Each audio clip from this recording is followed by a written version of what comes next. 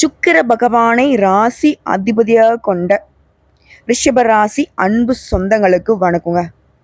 ரிஷபராசினாவே இவங்க இருக்கக்கூடிய இடத்துல எல்லாருமே இவங்களுக்கு சாதகமாக தான் இருப்பாங்க.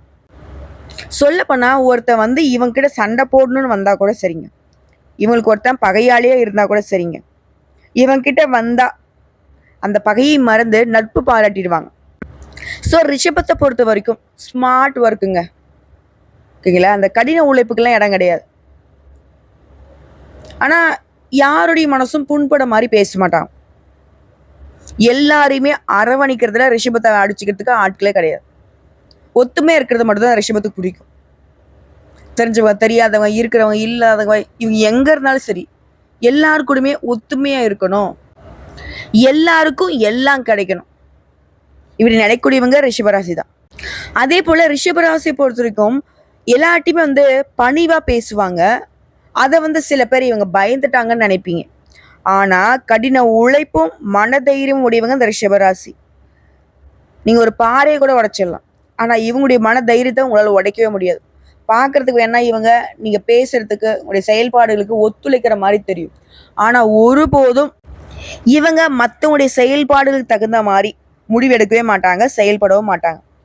இப்படிப்பட்ட குணாதிசயங்கள் கொண்ட ரிஷபராசிக்கு தன்னை அழகுபடுத்திக்கிறதுலையுமே அக்கறை வச்சிருப்பாங்க, ஆடை ஆபரணங்கள் மீதும் அக்கறை வச்சிருப்பாங்க.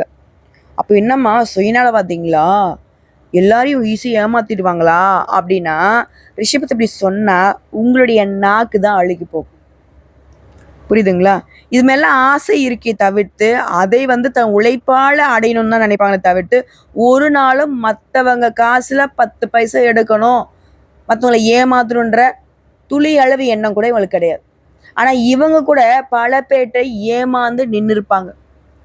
ஈஸியா மற்றவங்க நம்பி ஏமாறல ரிஷபம் ஒண்ணு, புரியுதுங்களா? ஆனாலும் ஏமாத்தின கூட எதிர்த்து பேசாதுதான் இந்த ரிஷபம். இது இன்னொரு விஷயம் நான் சொல்லணும்னா, ரிஷபம் அப்படிங்கிறவங்க எதையும் செய்ய துணிஞ்சவங்க தான்.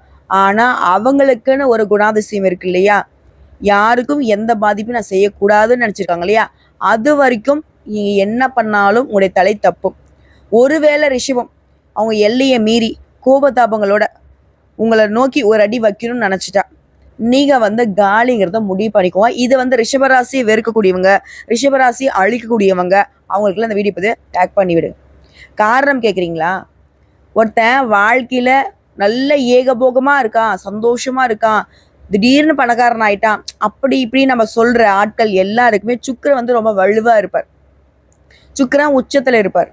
ஆனா அவரவே அதிபதியா கொண்ட ரிஷப ராசிக்காரங்களுக்கு எல்லா சமயமுமே அடிசறுக்குன்னு நீங்க எதிர்பார்த்தா அது தப்பு. அது அப்பா தன் பிள்ளை கெட்டு போகணும்னு நினைப்பாரா? அப்படிதான் இந்த அப்பா அப்படிங்கிறவர் தான் இந்த ரிஷபராசிக்கு சுக்கிர பகவான். ஸோ ஒரு பொழுதும் கைவிட மாட்டாரு. இவங்க கீழே விழுற மாதிரி இருக்கும், பட் ஒரு நாளும் கீழே விழ மாட்டாங்க. பார்த்து உஷாரா இருந்துக்கோங்க.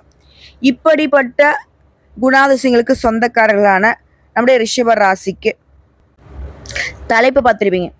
500 ஆண்டுகளுக்கு பிறகு வீடு தேடி வரக்கூடிய நபரால நவ பஞ்ச யோகம். ரிஷபராசிக்காரங்களே, உங்க கூட கை கோர்க்கும் அந்த நபரால உங்க வாழ்க்கை நிலைங்கிறது தூங்கி கொண்டிருந்த அதிர்ஷ்டம் உங்களுக்கு பிரகாசிக்க போகுது. ரிஷபம் இந்த செகண்ட் வரைக்கும் எல்லாராலையும் ஒதுக்கப்பட்டு அசிங்கப்பட்டு அவமானப்பட்டு என்னன்னா நம்ம பாவம் பண்ணோன்ற அளவுக்கு துயரத்துல தான் வாழ்ந்துட்டு இருக்கீங்க, இல்லைன்னு மறுக்க முடியாது இல்லையா? இப்படி இருக்கக்கூடிய நிலையில இந்த ஒரு நபர் அப்படின்னு நான் சொன்னேன் இல்லையா, அது யாருன்னா ராகு கேது கூட நல்லதை மட்டுமே செய்ய தெரிஞ்ச குரு போய் கை கோர்க்கிறாரு. புரியுதுங்களா? இந்த ராகுவும் கேதுவும் யாருங்க? கெட்டதை செய்வாங்க அப்படின்னு நம்ம சொல்லியிருக்கோம், அசுப கிரகங்கள் சொல்லியிருக்கோம். இவங்களுக்கு தனியா குணம் கிடையாது.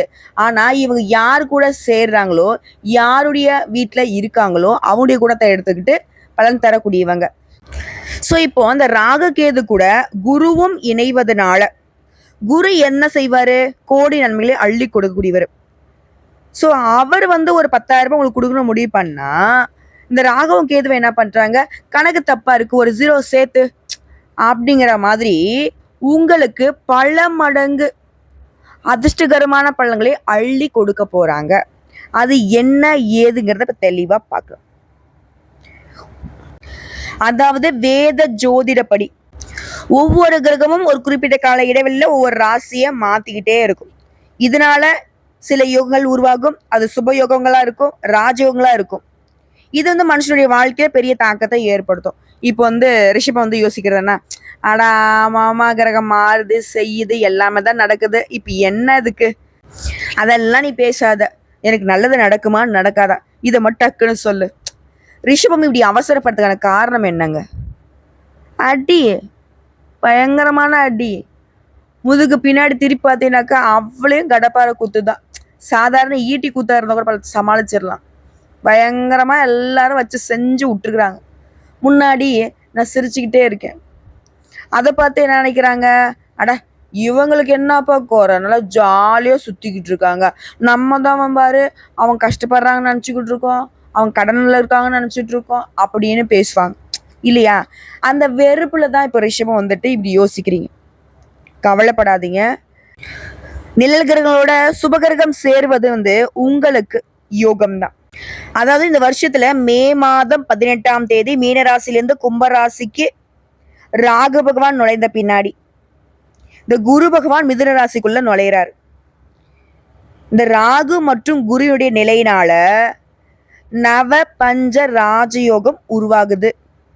இந்த நவ அப்படிங்கிறது 9 பஞ்சத்திலையும் உங்களை தற்காத்து கொள்ள, அதாவது 9 நவகிரகங்களால உங்களுக்கு எந்த மாதிரியான கஷ்டங்கள் இருந்தாலும் சரிங்க, அது சரியாகிறது தான் இந்த நவபஞ்ச ராஜயோகம். இந்த ராஜயோகம் அப்படிங்கிறது வருஷம் ஒரு 10 வருஷத்துக்கு இல்லை ஒரு 5 வருஷத்துக்கு 38 20 30 இந்த மாதிரி எந்த ஒரு வருஷமும் கிடையாது. 500 ஆண்டுகளுக்கு பிறகுதாங்க இந்த மாதிரியான ஒரு நிலை உருவாகி இருக்கு. சாதாரணமா இல்லை. பாம்பு கிரகமும் குருவனுடைய அமைப்புங்கிறது 500 வருஷங்களுக்கு பின்னாடி தான் உருவாகி இருக்கு. இந்த பழமையான ராஜயோகம் அப்படிங்கிறது, இந்த நவபஞ்ச ராஜயோகம் அப்படிங்கிறது எல்லா ராசிகளுடைய வாழ்க்கையில தாக்கத்தை ஏற்படுத்தினாலும், எல்லாருக்குமே அதிர்ஷ்டத்தை அள்ளி கொடுத்தாலும், அதுல முக்கியமா ரிஷப ராசிக்கு இந்த ராஜ யோகத்தினால அதிர்ஷ்டத்தை பெற போறீங்க. எழுதி வச்சுக்கோங்க. புரியுதுங்களா? இதன் மூலம் தொழில்ல நல்ல வளர்ச்சி இருக்கும், முன்னேற்றம் இருக்கும். இது உத்தியோக பணிகள் இருக்கீங்கன்னாக்கா நீங்க எதிர்பார்த்த மாதிரியே எல்லாமே நடக்கும். பதவி உயர்வு கிடைக்கும், சம்பள உயர்வு கிடைக்கும், எதிர்பார்த்த இடமாற்றம் கிடைக்கும். மேலும் நிதிநிலையை பொறுத்த வரைக்கும் நல்ல உயர்வை பார்க்க போறீங்க. 500 வருடங்களுக்கு பிறகுங்கிறது ராகு குரு பகவானால, இந்த நவபஞ்ச ராஜயோகத்தினால அதிர்ஷ்டம் அப்படிங்கிறது ரிஷபத்திற்கு உரியது. திடீர் நிதி நன்மைகளை அளிக்க போகுது. புதிய வருமான ஆதாரங்களை நீங்களே உருவாக்கிக்க போறீங்க. அதே மாதிரி வேலை பார்க்குறவங்க என்ன வேலை வேணா செய்யுங்க, எந்த துறைகளில் வேணா இருங்க, கூலி வேலை செய்தால் கூட சரிங்க, உங்களுக்கு உயர்வு உண்டு. அப்போ தனியார் துறையோ அரசாங்கத்துறையோ ஆண்களோ பெண்களோ 6 வயதோ 60 வயதோ யாராக இருந்தாலும் சரி, என்ன வேலை செய்தாலும் சரி, ஒரு படி முன்னேற்றம் உண்டு. இல்லை பல மடங்கு முன்னேற்றம் கூட இந்த ராகுவும் கேதுவும் கொடுத்துருவாங்க. என்ன சொன்னேன் இல்லைங்களா? 10,000 ரூபாய் குரு கொடுத்தா அது கூட ஒரு 0 சேர்த்து கொடுத்துருவாங்க. அப்போ ஒட்டு மொத்தமா நம்மளுடைய நிலை எப்படி இருக்குங்க? 1000 ரூபாய் வச்சிருந்தவங்களுக்கு லட்சங்கள் மாறுது. பல மடங்கு இல்லையா? அதாவது ஒரு விஷயத்தை நீங்க தெளிவா புரிஞ்சுக்க வேண்டியது என்ன தெரியுங்களா? இந்த நவபஞ்ச ராஜயோகம் அப்படிங்கிறது உங்களுக்கு வந்து அதிர்ஷ்ட கதவை வந்து திறந்து வைக்க போகுது. அதே மாதிரி குடும்ப உறுப்பினர்களிடையே உறவுங்கிறது நல்ல வலுவா இருக்கும். ரிஷபத்துக்கு அப்படி ஒரு நிலை இருக்கா? இது வரைக்கும் வீட்டுல இருக்கிறவங்க தாங்க உங்களுக்கு முதல் எதிரியா இருந்திருப்பாங்க. என்னடா இது, நம்ம கூட பிறந்தவங்க அப்படி பேசுறாங்க, நம்ம பெத்தவங்க தான் அப்படி பேசுறாங்கன்ற அளவுக்கு எல்லாரும் ஆளுக்கு ஒரு குற்றச்சாட்டு உங்க மேல வச்சு உங்களை வந்து ஒரு மாதிரி வெறுப்பேத்தி வச்சிருப்பாங்க. ஆனா இப்போ அந்த உறவு வலுவா இருக்குது, வீட்டினுடைய சூழ்நிலை உங்களுக்கு மகிழ்ச்சியை கொடுக்க போகுது, நிதி நிலைமை சிறப்பா இருக்க போகுது. சிலருக்கு வந்து புதிய சொத்துக்கள் மற்றும் வாகனங்கள் வாங்கக்கூடிய வாய்ப்புகள் கிடைச்சிருக்கு. அதே மாதிரி வியாபாரிகளுக்கு திடீர் லாபம் கிடைக்கும். அரசு தொடர்பான வேலைகள்ல இருக்கவங்களுக்கு வெற்றி கிடைக்கும். சமுதாயத்துல கௌரவம் அதிகமாகுது. குறிப்பா அந்த அதிர்ஷ்டம்ங்கிறது வாழ்க்கையில பிரகாசிக்கிறதுனால ரிஷபராசி சேர்ந்த மாணவ மாணவிகளுக்கு இல்ல வந்து கல்வி தொடர்பான பணிகள்ல இருக்கிறவங்களுக்கு நல்ல முன்னேற்றம் இருக்கும். மாணவர்களாக்கினாக்க தேர்வுகள்ல நல்ல மதிப்பெண்களை பெற்று வெற்றி பெற போறீங்க. புரியுதுங்களா? நீங்க வந்து இந்த காலகட்டத்துல விஐபிகளாக வளம் வர போறீங்க. ரொம்ப பிரபலம் ஆயிருவீங்க. அதே மாதிரி சமுதாயத்திலுமே மதிப்பு மரியாதை அதிகமாகும். இப்படி பணம் எங்கேயாவது சிக்கியிருந்தா சிக்கிய பணம் கைக்கு வர்றதுக்கான யோகம் இருக்கு. இப்ப நான் முன்னாடி சொன்னேன் இல்லையா, குடும்ப உறுப்பினர்களே உங்களுக்கு எதிராக இருக்காங்க, எல்லாரும் ஆளாளுக்கு ஒவ்வொரு குற்றத்தை உங்க மேல வைக்கிறாங்கன்னு சொன்னேன் இல்லையா, இது பண பிரச்சனை தான். ஸோ அப்படி இருக்கக்கூடிய பண பிரச்சனைகள் கூட இப்ப சரியாகும். அதே மாதிரி ஆன்மீகத்துல நாட்டம் அதிகமாகும். மனசுக்கு அமைதியும் மகிழ்ச்சியும் கிடைக்கும். ஒரு மனுஷனுக்கு என்னங்க வேணும்? இப்ப சொன்ன அந்த மன மகிழ்ச்சியும் மன அமைதியும் இருந்துட்டாவே அவன் தாங்க தெய்வம். சே, அவனா நான் கடவுள் மாதிரி வாழ்றான்ப்பா அப்படின்வாங்க இல்லையா, அப்படி. குறிப்பா இந்த நவபஞ்ச ராஜயோகத்தினால ரிஷபராசிகள் நல்லா தெளிவா தெரிஞ்சுக்கோங்க. வாழ்க்கை எந்த அளவுக்கு உங்களை பயன்படுத்துச்சோ, அடிச்சுச்சோ, துரத்துச்சோ, அசிங்கப்படுத்துச்சோ, அவமானப்படுத்துச்சோ, அந்த வாழ்க்கை இப்ப செழிப்பா இருக்க போகுது. மேலும் மேலும் சொன்னாக்கா வேலையிலும் சரி, வணிகத்திலையும் சரி, என்ன வேலை செய்தாலும் சரி, எந்த துறைகள்ல இருந்தாலும் சரி, ஆனா கூலி வேலை செய்யுங்க, குப்பை பொறுக்குங்க, நல்ல முன்னேற்றம் ஏற்படும். திணையிலப்படுத்துறதுக்கு திடீர்னு வச்ச வாழ்க்கைன்னு சொல்லுவாங்க இல்லையா, அந்த மாதிரி நடக்கும். இன்னும் ரிஷபராசியை இந்த யோகத்தினால அடையாளப்படுத்தணும்னா, கூரையை பிச்சுக்கிட்டு கொட்டுது, தொட்டதெல்லாம் பொண்ணா மாறுது, இப்படி எல்லாத்தையுமே சொல்லி முடிக்கலாம். வேலையில் இருக்கீங்களா, பதவி உயர்வு கிடைக்கும். சொந்த தொழில் செய்கிறீங்களா, நல்ல முன்னேற்றம் இருக்கும், லாபம் கிடைக்கும். வேலை தர்றீங்களா, நல்ல வேலை கிடைக்கும். இல்லைம்மா, நான் ஒரு கீழே வேலை பார்த்துட்டு இருக்கேன், புதுசு தொழில் தொடங்க ரொம்ப நாளாக நினச்சிட்டு இருக்கேன், தாராளமாக செய்யுங்க, உங்களுடைய எண்ணங்கள் பலித்தமாகும். பழிக்கிறது மட்டும் இல்லை, நல்ல லாபம் கிடைக்கும். சாதகமான காலம் இது. இல்லைம்மா, நான் ஆல்ரெடி ஒரு தொழில் தான் பண்ணிக்கிட்டு இருக்கேன், இந்த ஆன்லைன் வர்த்தகம் பண்ணிட்டு இருக்கேன், பங்குச்சந்தையில் பணம் போட்டுட்டு இருக்கேன், பழைய முதலீடுகள் இருந்து கூட இப்போ நல்ல லாபம் கிடைக்கும். இப்போ ஏதாவது முதலீடு பண்ணுமா, சந்தை நிலவரத்தை அறிந்து முதலீடு பண்ணுங்க, நேரம் காலம் உங்களுக்கு சாதகமாக இருக்கு. அதே மாதிரி வேலை தொடர்பா குறுகிய தூர பயணம், நீண்ட தூர பயணங்களை மேற்கொள்ள வாய்ப்பு இருக்கு. இந்த பயணங்களும் உங்களுக்கு நல்ல நிதி ஆதாயங்களை கொடுக்கும். அதாவது ரிஷபம் ஒரு இடத்துல போய் காலை வைக்குது அப்படின்னாவே நீங்க நினைக்கிறத நடக்கும். புரியுதுங்களா? ஏன்னா இந்த கிரக மாற்றம்ங்கிறது தான் உங்களுக்கு நேர்மறையான மாற்றங்களை மட்டுமே கொடுக்குது. இது நாள் வரைக்கும் நமக்கெல்லாம் நல்லது நடக்குமாடா, ரிஷபராசி ஆண்களும் சரி பெண்களும் சரி, இனி எல்லாமே நல்லதான் நடக்குங்க, கவலையே வேணாம். புரியுதுங்களா? தனிப்பட்ட வாழ்க்கையிலும் சரி, தொழில் வாழ்க்கையிலும் சரி, சிறப்பான பலன்களை அனுபவிக்க போறீங்க, பல நன்மைகளை பெற போறீங்க. இது எல்லாத்திலுமே நேர்மறையான மாற்றத்தை கொடுக்கும். பொருளாதார நிலையில பெரிய முன்னேற்றம், குடும்பத்தில் மகிழ்ச்சியான சூழ்நிலை, திருமணம் ஆனவர்களுக்கு அந்யூன்யம் பிறக்கும், திருமணம் ஆகாதவர்களுக்கு நல்ல வரன் அமையும். அதே மாதிரி ரிஷபராசி இந்த காலகட்டத்தில் கொடுத்த வாக்க காப்பாத்துவீங்க. சொத்துக்கள்ல முதலீடு செய்ய இது சிறந்த நேரமா இருக்கும். ஆரோக்கியம் சிறப்பா இருக்கு. உங்களுடைய முயற்சிகளுக்கு உங்களுடைய வாழ்க்கை துணை உறுதுணையா இருப்பாங்க. பல நேர்மறையான மாற்றங்கள் இருக்கிறதுனால வியாபாரத்துல நீங்க சிறந்த பலன்களை பெறுவதனால லாபமும் பல மடங்கு பெருகும். பெரிய வெற்றி கொடுக்கக்கூடிய நிதி ஆதாயங்கள் ஏற்படும். அதுவும் இந்த நிதி ஆதாயம்ங்கிறது நீங்க எதிர்பார்த்த விட பல மடங்கு சாதகமா அமையும். அதே மாதிரி வேலையிலும் சரி, வியாபாரத்திலும் சரி மாற்றங்கள் ஏற்படும். அது உங்களுக்கே ஆச்சரியத்தை கொடுக்கக்கூடிய வகையில் இருக்கும். அதாவது உங்க குடும்பத்தாரும் சரி, சொந்த பந்தங்களும் சரி, நட்பு வட்டமும் சரி, இத்தனை நாளா உங்களை குற்றம் சொல்ல மட்டுமே கூடி கூடி வந்தாங்க இல்லையா, இனி உங்களை வாழ்த்துவதற்கும் உங்களுடைய வசதி வாய்ப்புகளை பார்த்து ஆச்சரியப்படுவதற்குமே ஒரு கூட்டம் வரப்போகுது. அதே மாதிரி குடும்ப வாழ்க்கை ரொம்ப சிறப்பா இருக்கும். குடும்பத்துல மகிழ்ச்சியும் அமைதியும் நிலவும். திரும்ப சொல்றேங்க, இந்த நவபஞ்ச ராஜயோகம்ங்கிறது உங்களுடைய எந்த மாதிரியான தேடல்கள் இருந்தாலும் சரி அதை நிறைவேற்றி கொடுக்குது. தொழில் நல்லா இருக்கணும், என் வியாபாரம் நல்லா இருக்கணும், இல்லைம்மா நான் தனியார் துறையில் வேலை பார்க்குறேன், பதவி உயர்வு கிடைக்கணும், இல்லை நான் அரசாங்கத்துறையில் இருக்கேன், மேலதிகாரிகிட்ட நல்ல மதிப்பு கிடைக்கணும், மரியாதை கிடைக்கணும், என்னங்க உங்களுக்கு வேணும், எல்லாமே இந்த நவபஞ்ச யோகத்தில் உங்களுக்கு உண்டு. அதாவது பணம் அப்படிங்கிறது பல வழிகளில் வருவதனால உங்களுடைய நிதிநிலை அப்படிங்கிறது பல மடங்கு. 10,000 ரூபாய் அக்கௌண்ட்ல வச்சிருக்கியா, அதில் எத்தனை ஜீரோ வேணா சேரலாம். ராகுவும் கேதுவும் அப்படிதான், அவங்களுக்கு கணக்கு தெரியாது, அள்ளி அள்ளி கொடுப்பாங்க. நீங்க நினைச்சது எல்லாமே நினைச்ச மாதிரி நடக்கும். காரியங்களை வெற்றிகரமா செஞ்சு முடிச்சுக்க போறீங்க. எதிர்பாராத அதிர்ஷ்டத்தால திடீர் லாபத்தை அடைய போறீங்க. இது அலுவலக சூழ்நிலை அப்படிங்கிறது உங்களுக்கு சாதகமா இருக்கும். உங்களுக்கு நட்பெயர் கிடைக்கும், அதிகாரம் அதிகமாகும். மிகவும் சிறப்பான காலகட்டம். என்னெல்லாம் நினைக்கிறீங்களோ அது எல்லாத்தையுமே அடைய போறீங்க. திருமணம் ஆகாதவங்களுக்குலாம் இந்த காலகட்டத்தில் திருமணம் கைகூடி வரும். இல்லைம்மா காதல் பண்ணிட்டு இருக்கேன், காதல் உறவு கல்யாணத்துக்கு தீர்மானம் ஆகும்.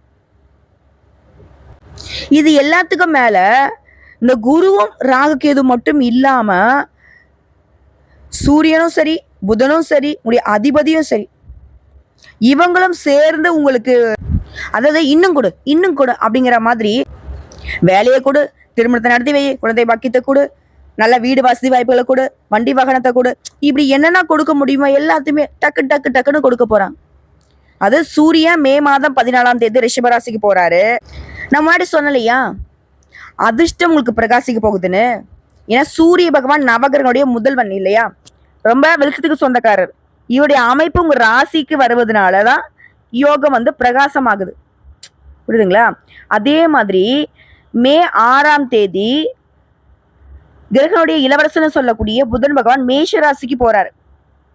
அதுக்கு பின்னாடி தேவர்களின் குருவான குரு பகவான் 12 ஆண்டுகளுக்கு பின்னாடி மே மாதம் 14ஆம் தேதி, அதாவது சூரியன் இடமாற்றம் ஆகிய அதே நேரத்துல மிதுன ராசிக்கு போறாரு. சூரியன் ரிஷப ராசிக்கும் குரு பகவான் மிதுன ராசிக்கும் போறாரு. இவங்க எல்லாருக்கும் பின்னாடி மே மாதம் 18ஆம் தேதி ராகுவும் கேதுவும் இடத்தை மாத்திக்கிறாங்க. இதோட இல்லாம மே மாதம் 31ஆம் தேதி சுக்கிரனும் உங்களுடைய அதிபதியும் மேஷ ராசிக்கு போறாரு. ஸோ இப்படி 6 கிரகங்களுமே ராசியை மாத்திக்கிறதுனால தொழில எதிர்பாராத அளவுல நல்ல மாற்றத்தை பார்க்க போறீங்க, அதிர்ஷ்டத்தை அனுபவிக்க போறீங்க, நிதி ரீதியா சிறப்பா இருக்க போறீங்க, பல வழிகளில் பணம் உங்களை தேடி வரப்போகுது, தினசரி வருமானம் அதிகமாக போகுது, வேலை பார்க்க பதவி உயர்வு கிடைக்க போகுது, சம்பள உயர்வு கிடைக்க போகுது, நீங்க வேலை பார்க்கக்கூடிய இடங்கள்ல புதிய பொறுப்புகள் உங்களுக்கு கொடுப்பாங்க, அலுவலகத்துல கூட வேலை பார்க்குறவங்க உயர் அதிகாரிங்க கிட்ட முழு ஆதரவு கிடைக்கும், புதுமண தம்பதிகளுக்கு குழந்தை பாக்கியம் கிடைக்கும். உடைய அதிபதி சுக்கிரன் உச்சத்துல இருக்கிறாருங்க. குடும்பத்துல சில நல்ல செய்திகளை பெற போறீங்க. அதே மாதிரி தொழில் செய்யறவங்க வணிகர்கள்லாம் நல்ல நிதி நன்மைகளை பெற போறீங்க. வணிகத்தை விரிவாக்கம் செய்கிற வாய்ப்புகள் கிடைச்சிருக்கு. ஏற்கனவே செய்த முதலீடுகள் கூட இப்ப லாபம் கிடைக்க போகுது. புதுசா வீடு வாங்குறது, வாகனம் வாங்குறது, சொத்து வாங்குறது, இப்படி எல்லாமே உங்களுக்கு கிடைக்க போகுது. வெளிநாட்டு யோகம், படிக்க போறேன், தொழில் பண்ண போறேன், எதுக்காக போனாலும் சரி, வாய்ப்புகள் சூப்பர்.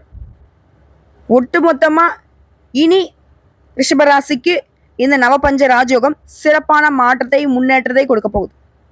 குருவும் சூரியனும் சாதகமான வீட்டுல உட்கார்றதுனால வருமானத்துல நல்ல உயர்வு. வரக்கூடிய வருமானத்தை என்ன பண்றதுன்னு தெரியாது, ஆடம்பரமா செலவு பண்ண போறீங்க. நீண்ட நாள் ஆசைகள் எல்லாத்தையுமே இப்ப நிறைவேற்றிக்க போறீங்க. முக்கியமா இந்த காலகட்டம் நிறைய பணத்தை உங்களுக்கு கொடுக்க போகுது. மற்றவங்களாம் உங்களை பார்த்து பொறாமைப்படக்கூடிய அளவுக்கு அதிர்ஷ்டசாலிகளாக வளம் வர போறீங்க. புரியுதுங்களா? ஏன்னா 4ஆம் அதிபதி உச்சம் பெறுவதனால உங்க வாழ்க்கையே சுகபோகமான வாழ்க்கையா மாறப்போகுது. ஏன் திடீர்னு பரிசுகள் கிடைக்கும், குழந்தைகள் மூலம் நன்மைகள் கிடைக்கும், நல்ல ஊழியர்கள் கிடைப்பாங்க, உங்க வார்த்தைக்கு மதிப்பு மரியாதை அதிகமாகும், உங்க திறமையை மேம்படுத்தக்கூடிய வகையில சில வாய்ப்புகள் உங்க வீட்டு கதவை தட்டும். பெண்களாக இருந்தீங்கன்னாக்க சிறப்பான பலன்களை பெறுவீங்க. என்னென்ன நினைக்கிறீங்களோ அது எல்லாமே நடக்கும். வாழ்க்கை ஒரு நாள் இப்படி மாறணும்னு நினைச்சீங்க இல்லையா, அப்படியே இருக்கும். கல்வியெல்லாம் பிரதான முன்னேற்றம், திறமைகளுக்கு நல்ல வெளிச்சம் கிடைக்கும். கலை, ஊடகம், இந்த மாதிரியான துறைகள் இருக்கிறவங்களுக்கு ஏற்றத்தை பார்க்க போறீங்க. மனசுக்கு தெளிவு பிறக்கும். வீட்டுக்கு தேவையான அத்தியாவசியமான ஆடம்பர பொருட்களை வாங்குவீங்க. பழைய வீட்டை புதுப்பிப்பீங்க. காதல் உறவுலாம் இனிமையா இருக்கும். கணவன் மனைவி உறவு அந்யோன்யம் அதிகமாகும். குடும்பத்தோட சுற்றுலா போயிட்டு வருவீங்க, மனம் விட்டு பேசுவீங்க. குடும்ப சூழ்நிலை அவ்வளவு சிறப்பா இருக்கும்.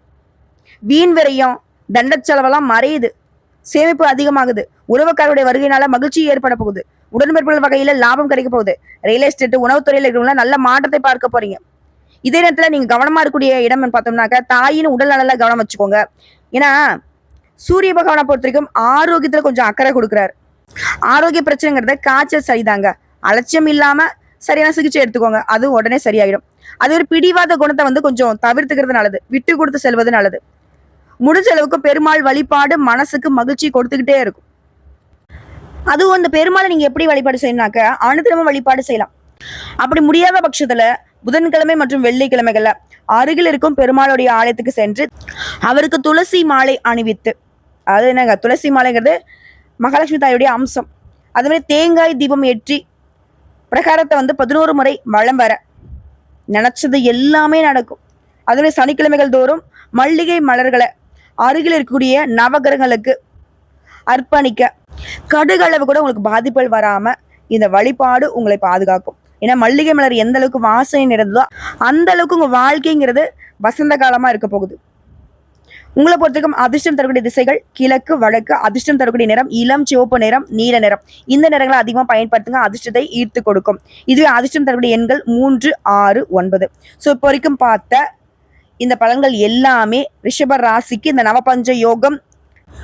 இத்தனை நாளா கத்துறீங்க, கதறினீங்க, கண்ணீர் விட்டு என்னென்னமோ பண்ணி பார்த்தீங்க, மாற்றம் வரல அப்படின்னு தவிச்சிங்க இல்லையா? இனி உங்களுக்கு என்னடா குறை, போடா எல்லாத்தையும் சரி பண்ணிட்ட அப்படிங்கிற மாதிரி நீ திரும்பவும் கனவுல கூட கஷ்டத்தை நினைக்கக்கூடிய அளவுக்கு உயர்வை கொடுத்திருக்காங்க. அதை பயன்படுத்தக்கூடிய வகையில மட்டும்தான் ரிஷபத்திற்கு வெற்றிகள் தொடரும். நீங்க ஆனா சும்மா படுத்திருந்தா கூட சரிங்க, உங்க வாழ்க்கை அதுவே தன்னால சரியாகும். இப்பவும் சரி, எப்பவும் சரி, கடவுளை நம்புறீங்கல்ல, அந்த கடவுள் தான் இப்போ வாய்ப்பு கொடுத்துருக்காங்க, பயன்படுத்திக்கோங்க. நன்றிங்க.